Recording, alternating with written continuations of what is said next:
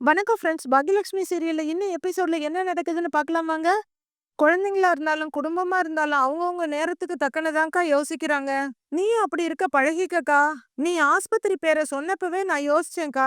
இதே ஆஸ்பத்திரியில வச்சு தானே கோபி சாருக்கும் ராதிகாவுக்கும் தொடர்பு இருக்கதே நமக்கு தெரிய வந்துச்சு. என்ன இப்ப ஆஸ்பத்திரியை இடிச்சு கட்டிட்டாங்க போல. எல்லாமே மாறி வேற மாதிரி இருக்கு அப்படின்னு செல்வி சொல்றாங்க. அவரை கூட்டிக்கிட்டு ஆஸ்பத்திரிக்கு வந்த அடுத்த நிமிஷமே எனக்கு நடந்ததெல்லாம் தான் ஞாபகத்துக்கு வந்துச்சு. அடிமேல் அடியா வாங்கினேன் செல்வி அன்னைக்கு. நில குலைஞ்சு போய் நின்னேன் செல்வி. அந்த நாளை நான் எப்படி கடந்தேன்னு இன்னைக்கு வரையில எனக்கு தெரியல அப்படின்னு பாக்யா சொல்றாங்க. என்னமோ சொல்லுவாங்கல்லக்கா, அரசு அன்னு கொல்லும் தெய்வம் நின்னு கொல்லும்னு. அதெல்லாம் அப்பதான், ஆனா இப்ப அப்படி இல்லக்கா. அன்னன்னைக்கு அவங்க செய்யற பாவத்தை அனுபவிச்சுட்டு இருக்காங்க. மறுபடியும் எல்லாம் ஒன்னாயிட்டீங்களான்னு ராதிகா கேட்டுட்டு போகுது. ஒன்னா இருந்தவங்கள பிரிச்சது யாரு? ராதிகா தானே. இதுக்கெல்லாம் சேர்த்து வச்சுதான் ராதிகா தண்டனை அனுபவிச்சுட்டு இருக்குது. அனுபவிக்கட்டும் நல்லா அப்படிங்கிறாங்க செல்வி. உச்சு கொட்டுற பாக்யா, ராதிகா மட்டும் ஏன் தண்டனை அனுபவிக்கணும் செல்வி? நடந்த தப்புக்கெல்லாம் முக்கியமான குற்றவாளியே கோபி தான் அப்படின்னு பாக்யா சொல்ல, அதுக்கு தான் ஆஸ்பத்திரியில வந்து படுத்து கிடக்குறாருக்கா. அதுவும் எப்படி? நெஞ்சு வலிக்கும் போது கூட உதவி செய்ய ஆள் இல்லாம கஷ்டப்பட்டு யார வேணாம்னு தூக்கி வீசினாரோ அவங்க கிட்டயே போய் உதவிக்கு நின்னு இப்போ உசுரை காப்பாத்திக்கிட்டு படுத்து கிடக்காரு. இதை விட பெரிய தண்டனை அவருக்கு என்னக்கா கிடைக்க போகுது? முன்னாடிலாம் யாராவது தப்பு பண்ணா அடுத்த ஜென்மத்துல அனுபவிப்பாங்க.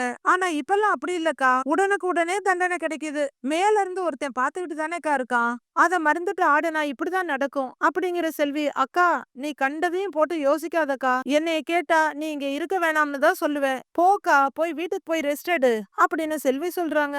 இன்னைக்கு ஒரு நாள் நான் இங்க இருந்துட்டு போறேன் அப்படின்னு பாக்யா சொல்ல, நீ தேற மாட்டக்கா, தேறவே மாட்ட. நான் கிளம்புறேன்னு செல்வி எழுந்திருச்சு விடுவிடுன்னு போயிடுறாங்க. பாக்யா அப்படியே யோசனையா உட்கார்ந்துருக்க. ராதிகா கொற்ற மழையில நினைச்சு நடந்து போயிட்டு இருக்காங்க. அவங்க மனசுல நர்ஸ் சொன்னதுதான் வருது. பேஷண்டோட ஒய்ஃப் அவங்க தான், அவங்ககிட்ட கொடுத்துருங்க அப்படிங்கிற வேர்டே மனசுல வந்து வந்து போகுது. இதே மாதிரி முன்னாடி கோபிநாத்தோட ஒய்ஃப் வாங்கன்னு நர்ஸ் சொல்ல, சொல்லுங்கன்னு ராதிகா வந்து நிக்கிறத பார்த்து பாக்யா அதிர்ந்து போய் நிக்கிறாங்க. இந்த காட்சி தான் பாக்யாவோட மனசுல வந்து வந்து போகுது.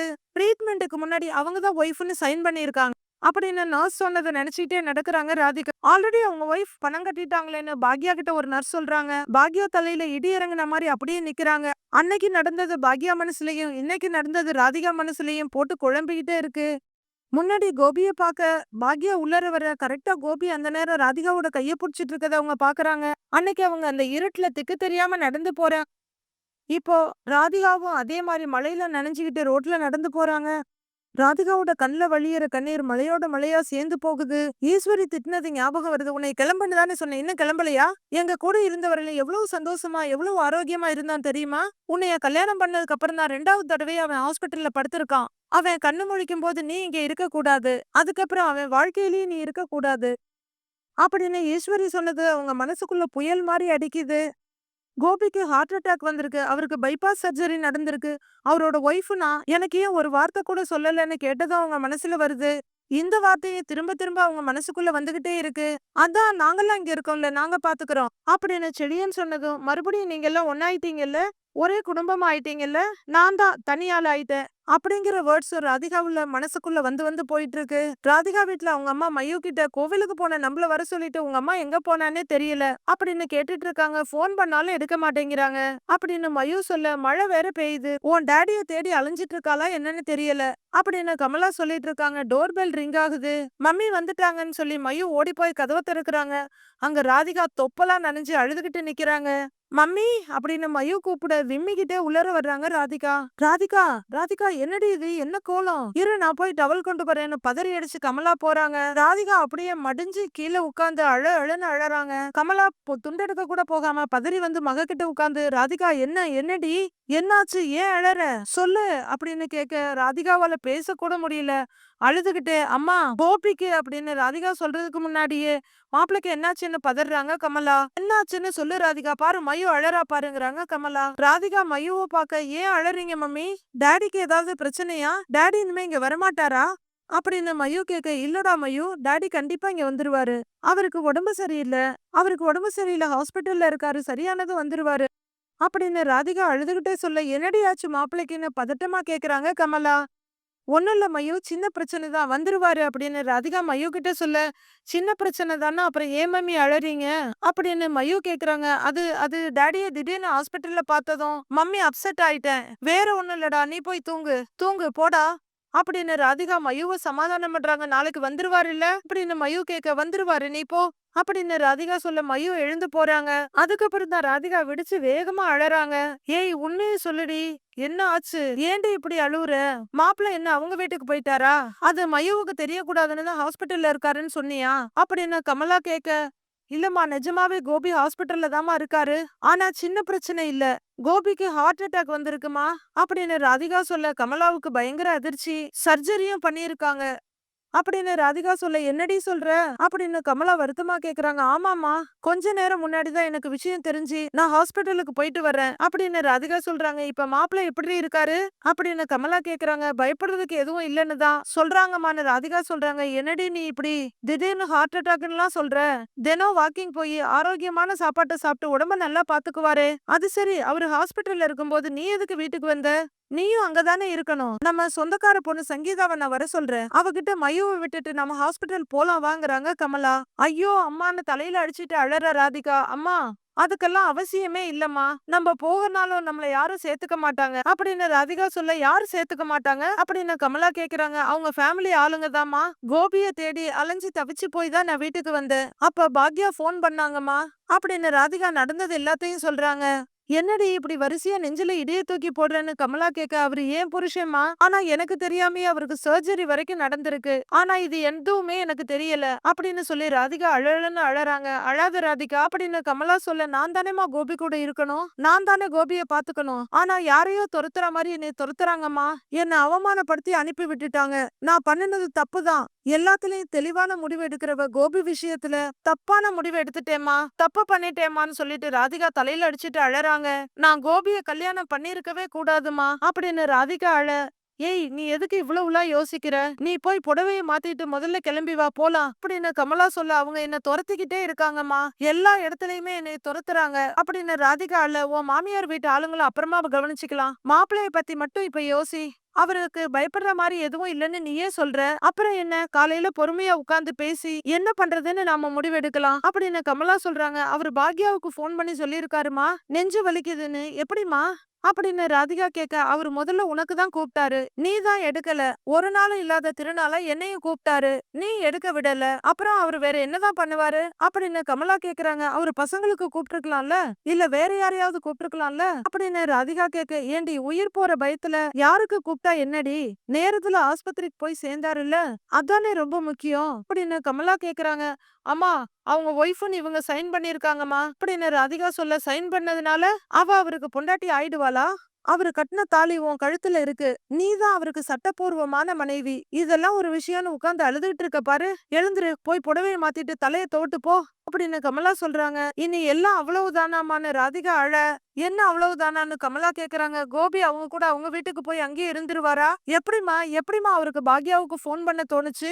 என்னதான் இருந்தாலும் பாக்யா வருவாங்கன்னு அவருக்கு நம்பிக்கை இருந்திருக்கு தானே அப்படின்னு ராதிகா அழுதுகிட்டே சொல்ல, இவ்வளவு எல்லாம் யோசிக்காதடி ராதிகா, அப்புறம் உனக்கு ஏதாவது ஆயிட போகுது, பாக்யாவாலையும் சரி அந்த வீட்டு ஆளுங்களாலையும் சரி ஒண்ணுமே பண்ண முடியாது, மாப்பிள்ள கண்ணு முழிக்கிற வரலாம் தான் இவங்க ஆட்டம்லாம், அப்புறம் அவரு ராதிகா தான் வேணும்னு சொல்ல போறாரு பாரு, அப்புறம் அவங்க எல்லாரும் பொட்டி பாம்பா அடங்குவாங்க, அதான் நடக்க போகுதுன்னு உறுதியா கமலா சொல்றாங்க.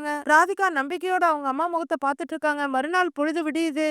ஜெனியையும் அமிர்தாவையும் தவிர எல்லாருமே ஹாஸ்பிட்டல்ல உட்கார்ந்துருக்காங்க. வெளியே வர்ற நர்ஸ், மேடம் பேஷண்ட ரூமுக்கு மாத்தியாச்சு, நீங்க வேணா போய் பார்க்கலாங்கிறாங்க. நீங்க எல்லாரும் மொத்தமா போகாதீங்க, உள்ள போய் அழுது எமோஷனல் ஆகி பேஷண்ட டிஸ்டர்ப் பண்ணாதீங்க, ரொம்ப நேரம் பேச வேண்டாம், ஒவ்வொருத்தரா போய் பார்த்துட்டு உடனே வந்துருங்க அப்படின்னு நர்ஸ் சொல்ல, செலியன் ஃபர்ஸ்ட் போறாரு, அடுத்து இனியா, அடுத்து ஈஸ்வரின்னு கடகடன்னு உள்ளர போறாங்க. பாக்யாவும் எழிலும் யோசனையா வெளியவே ஒருத்தர் ஒருத்தர் பார்த்துட்டு நிக்கிறாங்க. எழிலு நீ போகலையான்னு பாக்யா கேட்க, இல்லம்மா அப்படிங்கிறாரு எழில்.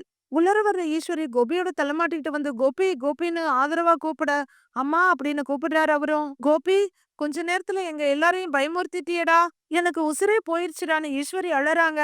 இனியா அப்பாவையே பாத்துட்டு இருக்க, அப்பா இப்ப எப்படி இருக்கீங்கன்னு செலியன் கேக்குறாரு. டாடி இன்னும் பெயின் இருக்கா டாடி அப்படின்னு இனியா கேட்க, லேசா தலையாட்டுறாரு கோபி. ரொம்ப பலவீனமா இருக்காரு. ஏன்பா சொல்லு, உனக்கு ஏதாவது வேணுமா சொல்லுடான்னு ஈஸ்வரி கேட்க, அப்படியே பலவீனமா கண்ணை மூடிக்கிறாரு கோபி.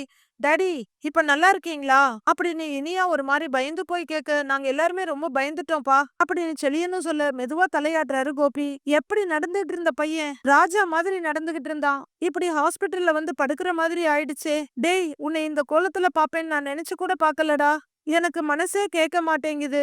நீ எதுக்கும் கவலைப்படாத. நாங்க சாமி கிட்ட வேண்டிக்கிட்டு தான் இருக்கோம். உனக்கு சீக்கிரம் சரியாயிடும். நல்லபடியா வீட்டுக்கு வந்துருவப்பா அப்படின்னு ஈஸ்வரி அழுகையோட சொல்லிட்டு இருக்க உள்ளர வந்த நர்ஸ், அம்மா பேஷண்ட்ட டிஸ்டர்ப் பண்ணாம பாக்க சொன்னேன்ல. டாக்டர் வந்தா என்னதாம்மா திட்டுவாங்க. எல்லாரும் கொஞ்சம் வெளிய போங்கன்னு கடுப்பா சொல்றாங்க நர்ஸ். ஏம்மா இப்பதானேம்மா உள்ளர வந்தோம்.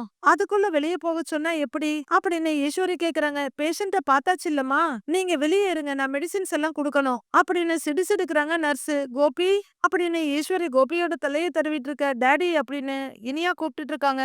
ஏமா தயவு செய்து வெளியே போங்கம்மா அப்படின்னு நர்ஸ் சொல்ல கண்ணை தொடச்சிக்கிற ஈஸ்வரி, கோபி நாங்க எல்லாரும் வெளியில தான்ப்பா இருக்கோம், நீ கவலைப்படாத என்ன, உன்னை நல்லபடியா சரியாக்கி வீட்டுக்கு கூட்டிட்டு போக வேண்டியது என்னோட பொறுப்பு அப்படின்னு ஈஸ்வரி சொல்லிட்டல. அம்மா அம்மான்னு முனகிட்டு இருக்காரு கோபி. நீ கவலைப்படாதன்னு கண்ணை தொடச்சிக்கிறாங்க அவங்களே.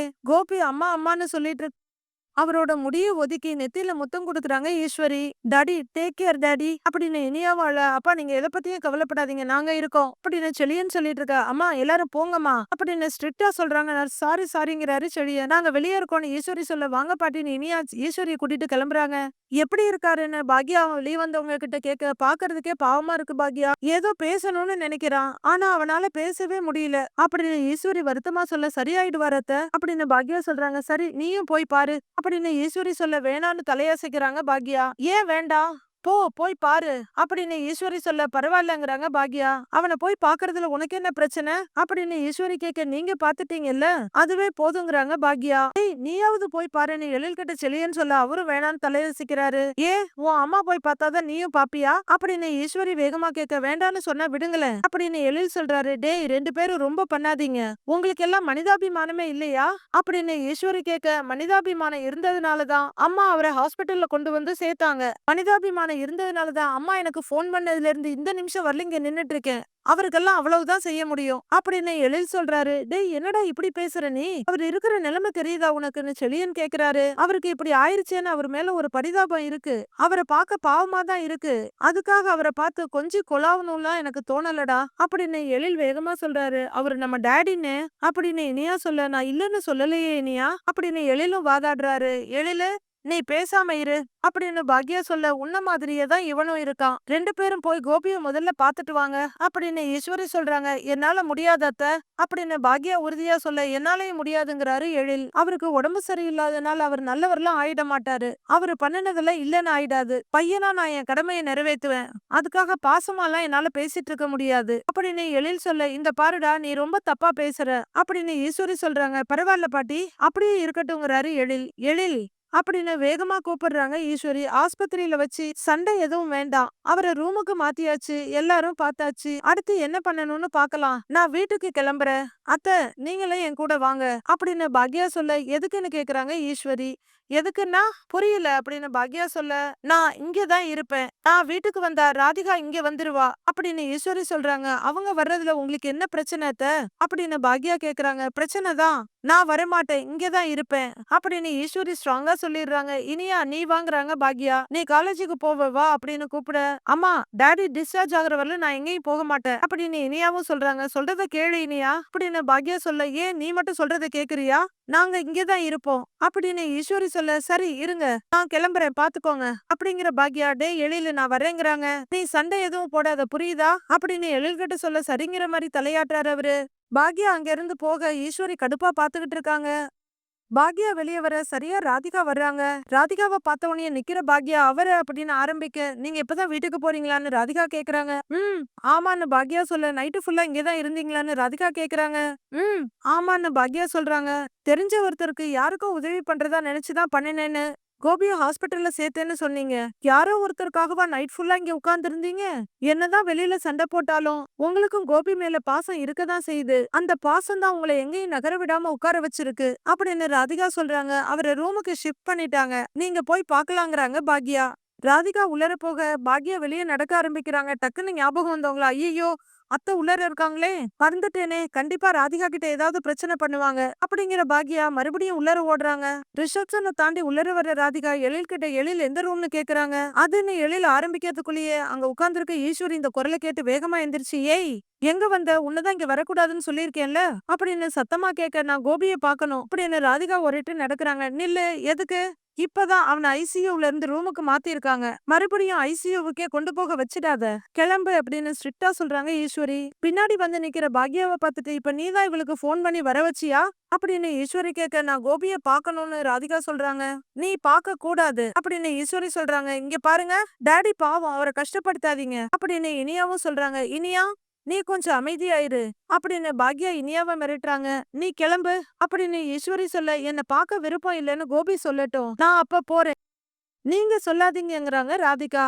கோபி சொன்னா என்ன, நான் சொன்னா என்ன, எல்லாம் ஒண்ணுதாங்கறாங்க ஈஸ்வரி. அது எப்படி ஒண்ணாகும் அப்படின்னு ராதிகா கேட்க, இதோ பாரு, ஹாஸ்பிட்டல்னு கூட பார்க்க மாட்டேன், உன்னை ஏதாவது சொல்லிடுவேன், முதல்ல இங்க இருந்து கிளம்பு அப்படிங்கிற ஈஸ்வரி பாக்யா கிட்ட திரும்பி, பாக்யா இவள போ சொல்லு அப்படின்னு சொல்ல, அத்தை நீங்க இன்னும் சாப்பிடல அப்படின்னு பாக்யா சொல்றாங்க. இங்க என்ன நடந்துட்டு இருக்கு, நீ என்ன கேக்குற அப்படின்னு ஈஸ்வரி கோபப்படுறாங்க. அத்தை, நீங்க சாப்பிட்டு மாத்திரை சாப்பிடணும், இல்லனா உங்களுக்கு சுகர் லோ ஆயிடும்ல அப்படின்னு பாக்யா சொல்ல, அது என்னமோ ஆகட்டும், இவள இங்க இருந்து துரத்தி விட்டுட்டு தான் நான் அடுத்த வேலையே பாப்பேன் அப்படின்னு ஈஸ்வரி உறுதியா நிக்க, ராதிகா அவங்களையே பார்த்துட்டு நிக்கிறாங்க. மீதி என்ன நடக்க போகுதுங்கறத நாளைக்கு பார்க்கலாம் ஃப்ரெண்ட்ஸ்.